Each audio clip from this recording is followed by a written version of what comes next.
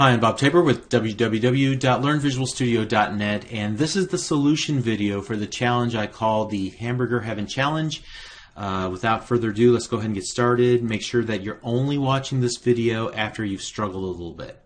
So I'm going to go ahead and create a new project, and we're going to make sure it is a blank app, Universal Windows template project. I'm going to call this Hamburger Heaven Challenge. Alright, and I'm just going to follow the instructions as they appear in our little instruction file here. So let me open that up as well, and I'll keep it off here to the left side, and I can get to it pretty easily from there. Okay, so one of the first instructions was that you're going to need to find the two images that are available called Food PNG and Financial PNG and add them to your Assets folder. Great. Okay, so here's what I'm going to do. It's actually going to get rid of that. I have them on my desktop at the moment, and I'm going to select them both and drag and drop them into my Assets folder. So far, so good. Alright, and next up, said that you have to add two pages to your app, food.xaml and financial.xaml, and each of these will host a single image control. We're going to set the source to food and financial. Great. That's easy enough. So with the project selected here, I'm going to go to Project, Add New Item, make sure that I add a blank page. I'm going to call the first one Financial. And then I'm going to add another one, and it's going to be called Food.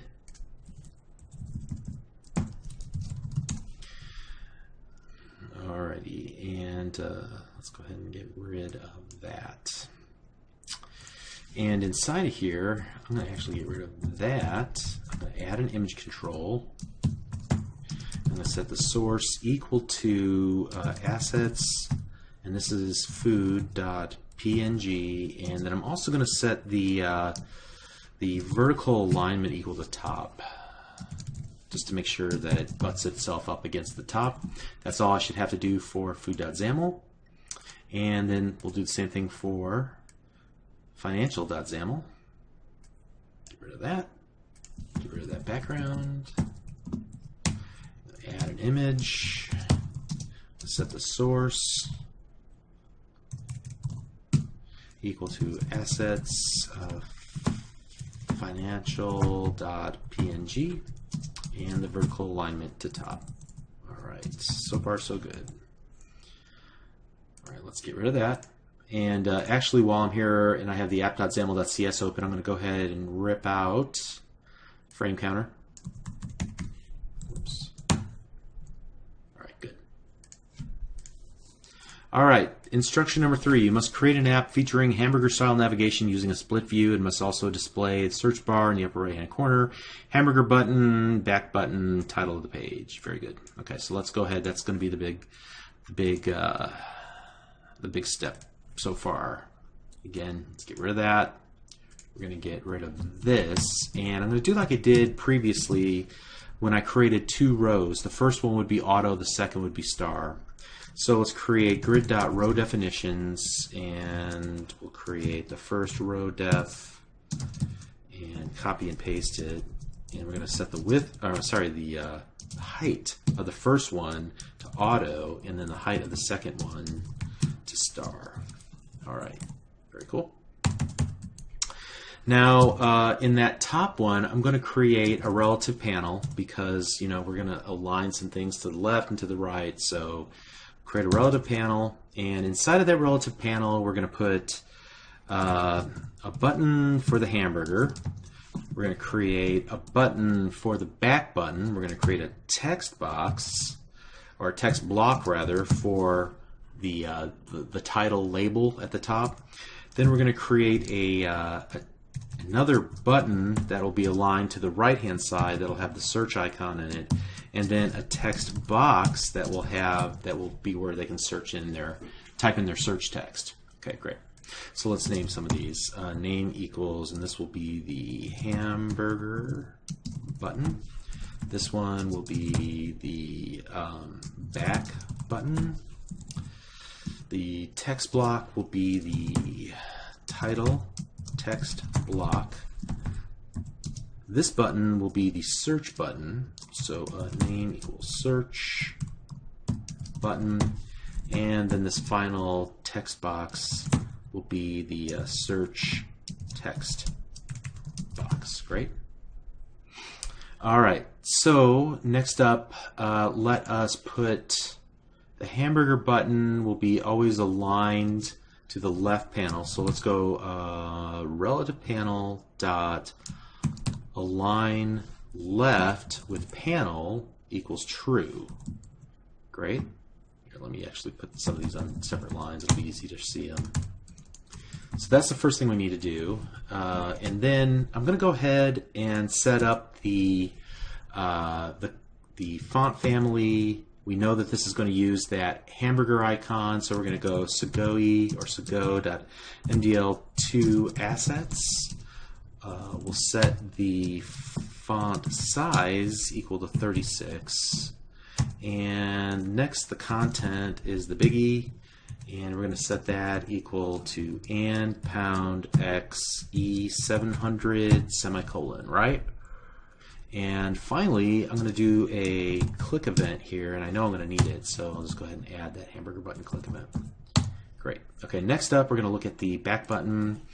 Let's set its relative panel to right of the hamburger button. Okay. And we're going to need to change its font family also to the Sego MDL2 assets. And the icon I use, here, let's set the font size equal 36. The one that I used equals and pound x. It was E0 C4 semicolon. Right. There's also some coloring. I might add to this a little bit later, but let's add the click event to this as well. Okay. Next up, that title text block, and we're going to make that relative panel dot right of the back button, and then we're going to set its font size equal to 28. And I know this wasn't very obvious, but I actually set the font weight equal to bold, which gave it a little bit of heft to it so that it stood out a little bit more. And I think we're going to have to add some margining here as well, but we'll come back to that. Next, the search button to the rightmost. So we're going to go relative panel dot right, align right with panel equals, whoops, align right with panel equals true. Sorry. Align right with panel equals true. Great. And we know that we're going to need the font family equal to Sego MDL2 assets, and we're going to set the font size equal to 36, and we're going to set the content, and I found the content that we need. It is at ampersand pound x E1A3. That should give us that little search icon. Oh, and I forgot, you got to have that semicolon on the end, or you're going to get all that blue squirrely underneath it. Make sure I did everything right here so far. So go to MDL2 assets, 36. Yep, that looks good so far. And then we don't really need to put a click event on this because we're not going to do anything with it, so I'll just leave it the way that it is. And then finally, I'm going to add a search text box, and we're going to put that on the relative panel. We're going to set it to the left of the search button. All right, so hopefully you can kind of picture this in your mind. And we'll set its height equal to 48. And this isn't something that we talked about either, but by setting the height, you're going to get the larger area for the user to type in, and it'll look just more aesthetically correct. I'm also going to set the width to get it to look correct as well. And then I'll set the font size equal to 24, so that when they type in a font, something into that text box, it'll be rather large. And then finally, did you figure out how to do the placeholder text? It's kind of easy, honestly. All you do is go to placeholder text equal, and you just type in search, and that'll take care of it for you. Great.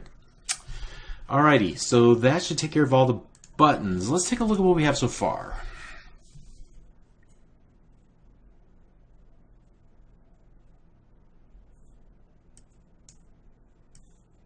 Okay, everything's pretty large, but it basically works. Let me make it smaller here. Okay, so we got everything there lined up correctly. You don't see the text block, but it is there. Okay, great. So next up, let's handle the split view. So that's going to go right next to the relative panel. Actually going to go below it in the row equals 1. So split view grid.row equals 1. And then inside of that split view, we're going to need to create a split view.pane and then a split view.content. Yeah, split view.content. All right, the content one's easy. Let's just go ahead and do that right now. We're going to create a frame. And I'm going to give the frame a name called myFrame so we can reference it programmatically. And we'll just do that. In fact, I don't even need to create that extra space there. Let's just get rid of that. Okay. The pane is where we're going to do most of our work here. And so we're going to add a list box. So let's add a list box. And we're going to add a bunch of list items. Actually, just 2 list box items. So list box item. And now let's set the selection mode. I think this is the default, but I'm going to set it to single anyway. And so we're good there for the moment. I'm actually going to create a closing list box item tag because inside of this I'm going to add a stack panel.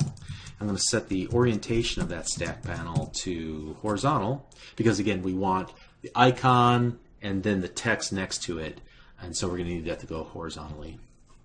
Alright, so let's go ahead and just put 2 text blocks in that stack panel. In fact, you know, let's just copy all this and reuse it, right? Like that. So now we have 2. Great. Alright, so the first one, we're going to set the font family equal to Segoe MDL2 assets. And we'll set the font size equal 36, just like we've been doing. And we can choose any icon that we want, but I'm going to use this particular one that I actually demonstrated in the assignment video. So I believe this is the house. Use any one you want though. So this is ampersand pound X and then E80 F semicolon.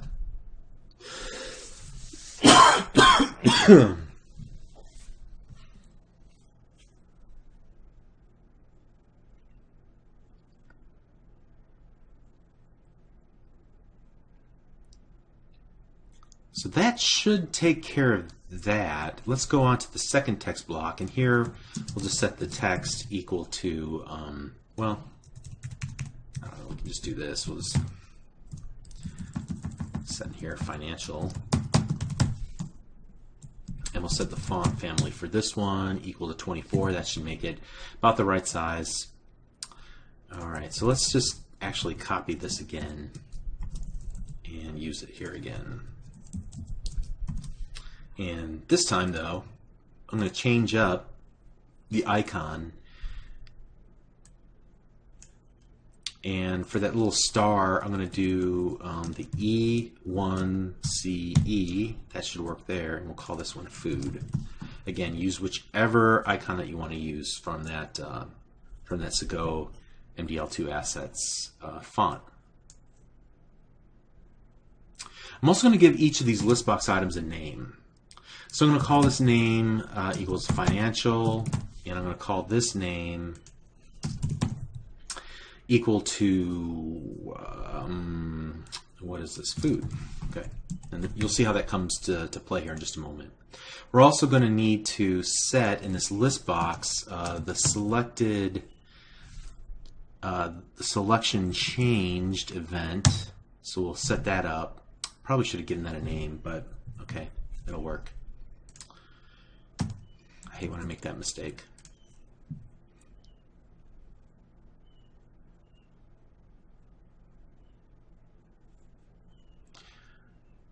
All right, and before we go and actually check this thing out and run it, I'm going to go to the hamburger button, and I'm going to put my mouse cursor inside of that event handler name, hit F12 on my keyboard so that I can get to that event handler.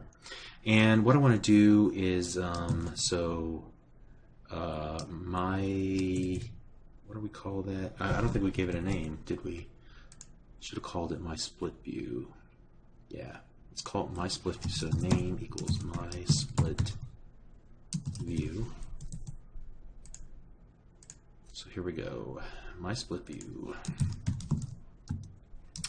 is pane open equals not my split view. Pane is pane open.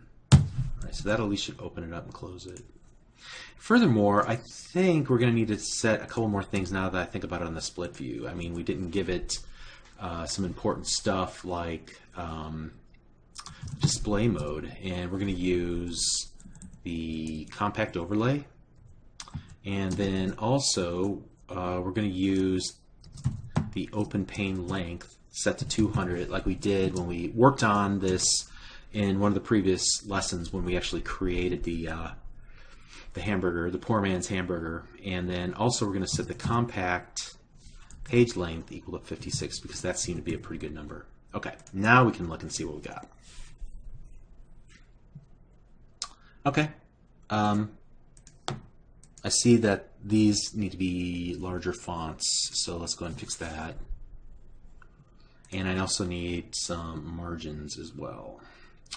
So, looks we had font family 24. Oh, duh, I'm a moron here. Font size, not font family. There we go. Fixed it. Makes sense now. Okay, so let's set the margin on both of these. Let's put a little space on the left-hand side there, like so.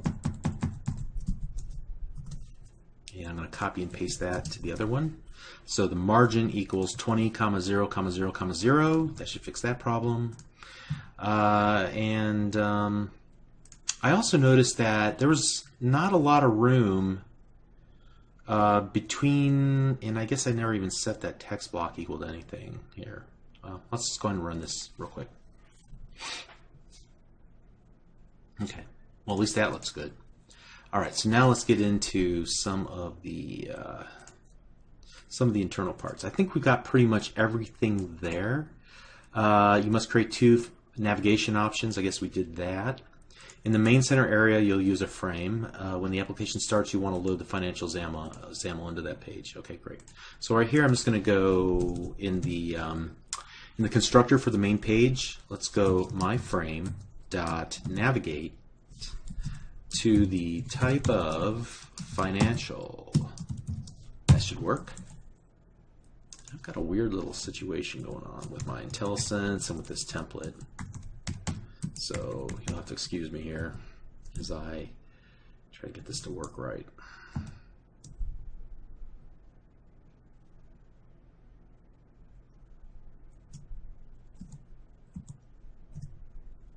right, that's a little better. Okay.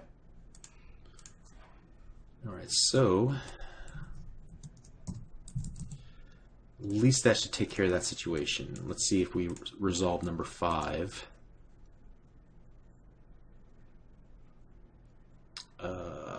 Okay, yeah, it did. It loaded it up when we start. Okay, great.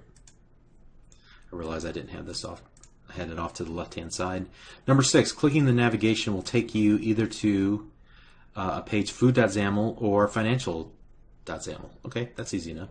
So here, whenever the selection changed, let's go ahead and put our mouse cursor in that event handler name, and then hit F12. That'll bring us here. And so we'll do something like if financial.isSelected, then we'll do something else. We'll do something else.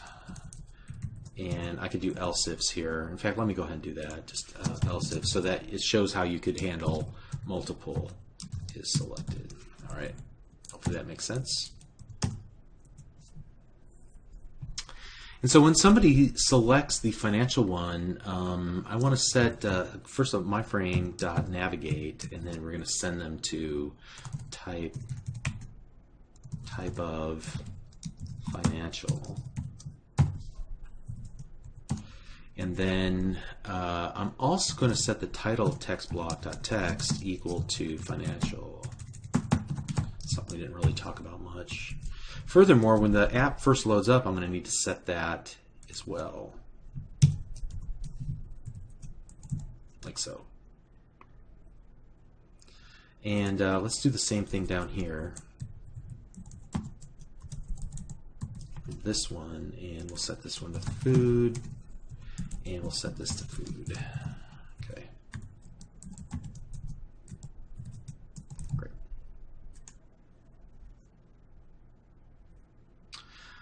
Okay, let's go ahead and run the app to see what we have so far. All right, so we're able to navigate. All right, we need a little space here between this title text block and that arrow. So let's go back into the main page.xaml and go up to our text block here, title text block, and I want to set some margin in there. So let's go margin equals, we'll put some space on the left of it. I'm going to put a little space above it, and so our margin equals 20, 5, 0, 0. Great. Let's see that, how that looks now. Whoops, I put it in the wrong spot, didn't I? Yep. Doesn't belong there. It belongs here. And now that should work. All right, great. Moving on.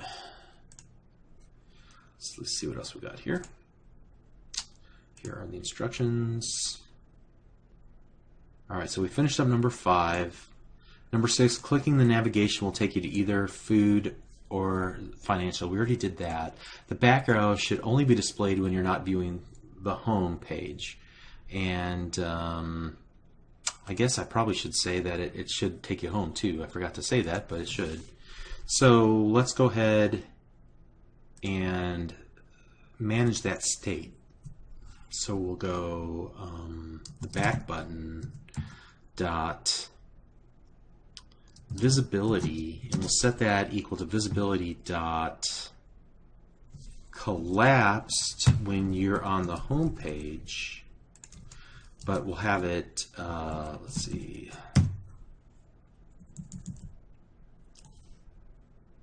visible when you go to the food page.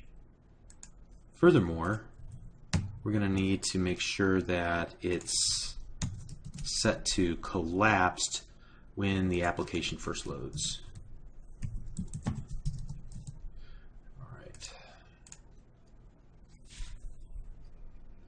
All right, so you can see that it's not there, but when I go to food, it's there. When I go back to financial, it's gone. Great. Okay, and so now whenever you hit the back button, we need to go to financial, or actually let's just do it the right way, right? So if my frame dot can go back, then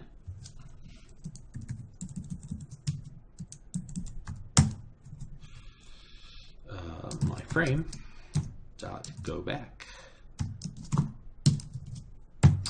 And one thing I didn't demonstrate there is that we're going to want to make sure that financial.isSelected equals true, so that even if we're not clicking on the list box item, it will still show it as the current selected page. And I probably should do that as we're first opening up the application too.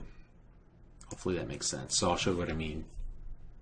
When we first launch the application, that should be selected. However, I don't think it's loaded up quite yet. Let's go to food. Now you can see food selected, and then we're going to use the back arrow, and it sets the selection back to food. So let's do that again. There we go. Nice.